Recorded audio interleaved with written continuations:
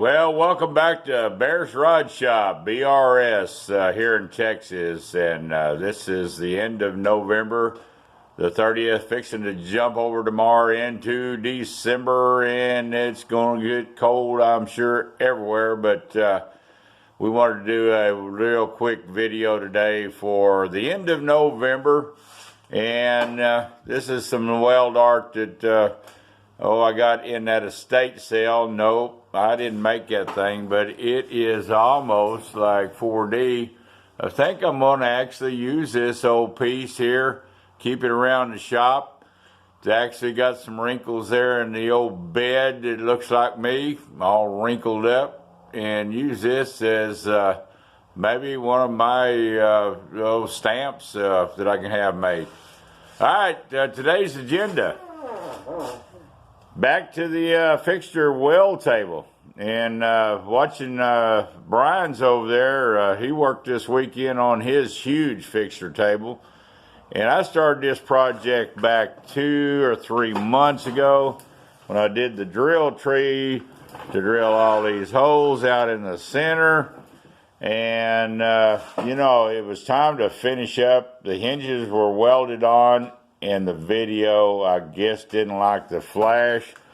I tell you what, if we can look up underneath here, it looks like Fido's butt for sure. If you watch old Jody Tricks and Tips. But I had enough fire go down my tennis shoes and my ears and stuff laying upside down.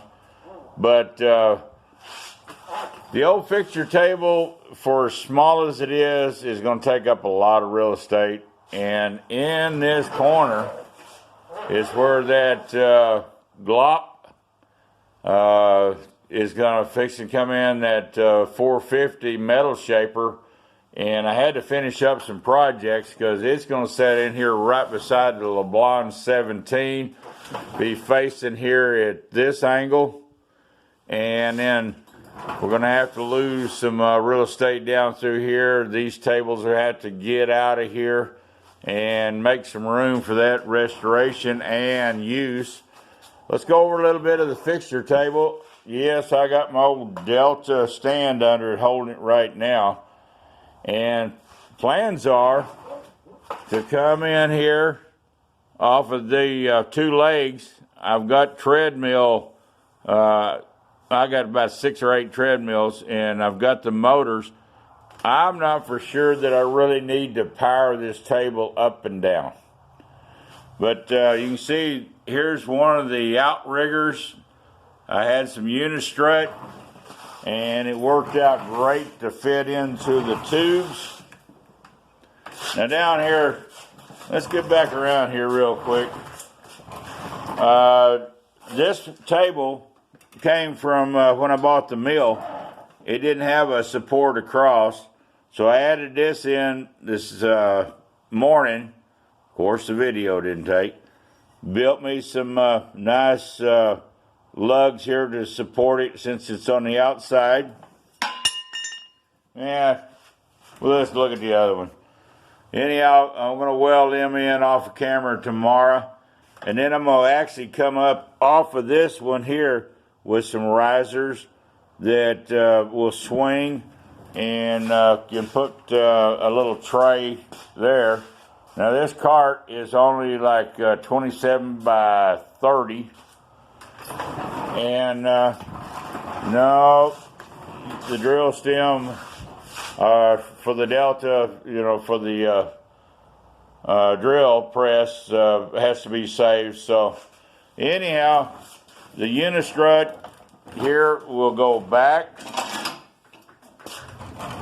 and actually when I'm not using it, I'll store those.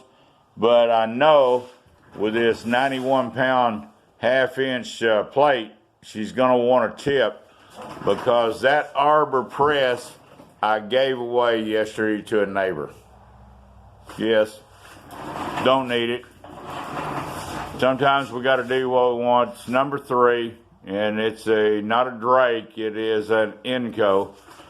But then that way the Everrest can turn around 90 degrees from where it is right now. and be at the back of the table, and the Lincoln that's down underneath there will remain where it is.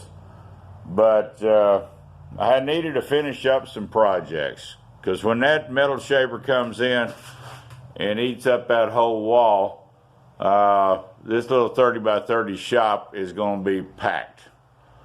So, that being said, today's agenda is I'm going to add this to the players list on the fixture table.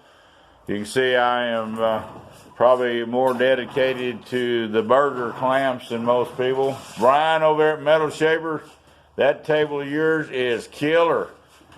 You guys need to visit and see Brian Haynard over there in Metal Shaper. He has built one. He's got all kinds of burger clamps, and he's got a fab shop that is to die for. Now, his table is probably, I don't know, if I would have watched the video twice, he would have probably said, I think it's 12, 16 feet long, maybe 4 feet wide. And again, burger clamps over here. I am going to hate to get rid of this J.D. Wallace a radial table saw. It has been die-hard. I need the real estate, and I think one of my good friends that's into the sawmill business is going to appreciate this. It carries a 10-inch blade, carries a 220 50-amp heavy-duty motor, and 10-inch blade, though. And so if he don't buy it, anybody wants a glimpse at owning this, it will cut 8-inch aluminum blocks. And seriously, I use it to cut 70-75 aluminum on. It doesn't bog down a bit. So we got the Unistrut here, and I've got these keepers. Think simply, I'm not going to make this overcomplicated. I'm going to pull this out here. There I've got 12 inches still sticking inside there for tip. Running on a grease ball bearing caster just like the other four. And if she wants to decide to tip, once we load a big vise on this fixture table or whatever, or overload it, we've got safety built in. And I'm going to head over tomorrow and pick up some more Unistrut, and also 15 more sheets of 30 thou Magnesium. They're 12-foot sheets. Right there is 3 rolled up. And gentleman on that liquidation sale made me a deal for the rest of them for a couple of $100. And they're coming here to make engine turning. All these cabinets that are in veneer are fixing to get engine turned finishes on them. I'm not going to mess around with the in a workshop here. These were in the church cafeteria when we bought this place. They're beneficial. They're heavy built. They're going to get magnesium, which would look just like aluminum engine turning. You guys that are afraid of magnesium, you can't even set it on fire till it's over 800 degrees, 883 degrees. We tried it. And so this will finish up November 2021. And got another project over here. Y'all please come back, visit, and please share. And then when this corner gets filled with that big old glop 450 metal shaper, it's going to make this shop really look small. God bless. Y'all come back and visit, and please share. And thanks to all my subscribers. Oh, I want to hand out to everybody that commented on my simple entry to Tool Fest 2021. Emma, thanks a million for putting that on. I got a lot of views, a lot of hits. It's very simple, and you can see the goes from 2-inch, inch and a half, then it'll go all the way down to 3/4 and to a 1/2 inch. And this was our entry in the only contest I've ever entered as a hobbyist, or don't claim to be a machinist. But thanks again, you guys that watch our channel.